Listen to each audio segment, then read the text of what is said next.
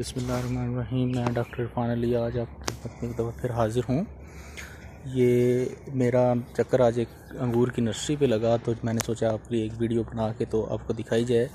ये हमारे एक जानने वाले हैं, दोस्त हैं, साबिर रज़ाक साहब उनका नाम है जी। तो ये उनका एक 3-4 कनाल पे मौजूद अहाता है।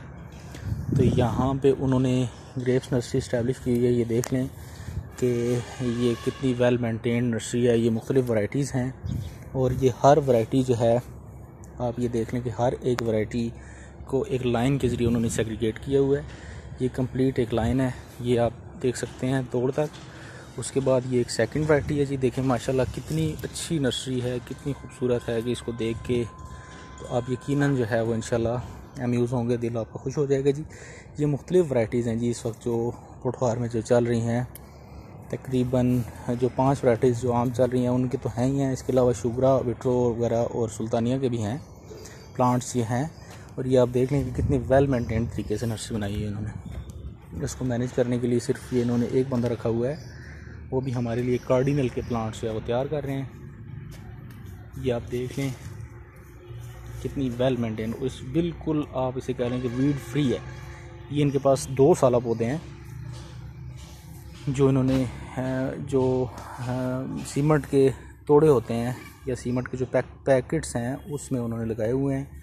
ये 2 साला पौधे हैं और ये उसके साथ उन्होंने फिग की नर्सरी भी तैयार की हुई है। ये फिग है जी। मैं आपको ये कुछ लाइनें के जो प्लांट जो सेल हो गए हैं आप देख लें कि यहाँ जो है वो भी इन्होंने लगाए हुए हैं। मैं आपको थोड़ी सी जो टेक्निकल चीज़ बताने जा रहा हूँ वो ये बताने जा रहा हूँ कि जब आप नर्सरी से प्लांट्स परचेज़ करें, specially in the month of July, this is July 23rd, तो ये अगर आप देखें तो देखें कि ये पौधे निकालने के बाद मुरझा गए हैं। उसकी काफ़ी सारी वजूहत हैं, लेकिन सबसे बड़ी वजह जो मैं आपको बताने लगा हूँ कि जब आम लेमैन नर्सरी में जाता है तो उसमें वो पौधा दिखता है तो बड़ा फ्लरिश पौधा होता है जो ज़मीन के ऊपर नर्सरी पड़ी होती है। और उसकी बेसिक वजह ये होती है कि उसकी ये जड़ है ये ज़मीन के अंदर गई हुई होती है। अब वो लेमैन जो होता है वो बहुत बड़ा पौधा पसंद करता है और इसको जब खींचते हैं तो ये जड़ निकल आती है बाहर। ये देखें ये थैली से बाहर निकल के ज़मीन में गई है और उसकी सूरत में ये पौधा कामयाब नहीं होता। और आप देख लें कि ये पौधा नर्सरी से निकालने के बाद कि 5 मिनट बाद इसकी हालत हो गई है जी। आप देखें कि इसके लीव्स जो हैं वो किस तरह मुरझा गए हैं और ये पौधा आपका फील्ड में जाके सक्सेसफुल नहीं होगा। उसके बरक्स कुछ हमारे दूसरे पौधे हैं जो अभी हमने फ्रेश निकलवाए हैं। ये देख लें ये उसी के साथ के हैं, लेकिन इनकी रूट्स उस तरह नहीं है। इनकी रूट्स जो है वो ऐसे ज़मीन के अंदर बहुत ज़्यादा नहीं फैली हुई, बल्कि बहुत थोड़ी सी हैं।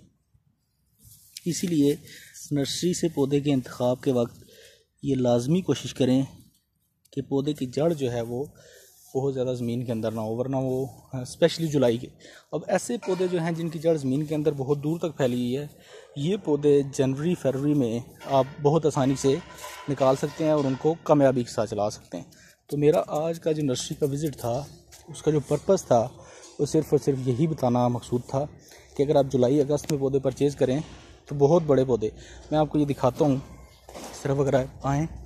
ये देखें कुछ पौधे इतने ज़्यादा फ्लरिश तरीके से ग्रो कर रहे हैं। अब ये पौधा है, अब ये ऐसा हो नहीं सकता कि इसने जड़ ज़मीन में ना बनाई हो। इनके फ्लरिश करने की बहुत बड़ी वजह ये होती है कि इनकी जड़ जो प्लास्टिक ट्यूब्स हैं उनसे निकल के तो ज़मीन में चली गई होती है। अब ये जनवरी फरवरी में तो ये ट्रांसफ़र हो सकते हैं, लेकिन अगर आप जुलाई में इनको निकालेंगे तो ऐसे पौधे जो है वो कामयाबी से काश्त नहीं हो सकेंगे। इसलिए मैं फिर आपसे ये सजेस्ट करता हूँ आपको कि अगर जुलाई अगस्त में आप प्लांटेशन की तरफ जाते हैं और नर्सरी परचेज़ करते हैं तो उस सूरत में आप लोग दरमियाने साइज़ का पौधा लें जिसकी जड़ ज़मीन के अंदर ना गई हुई हो, वरना आपको कामयाबी नहीं मिलेगी। बहुत शुक्रिया।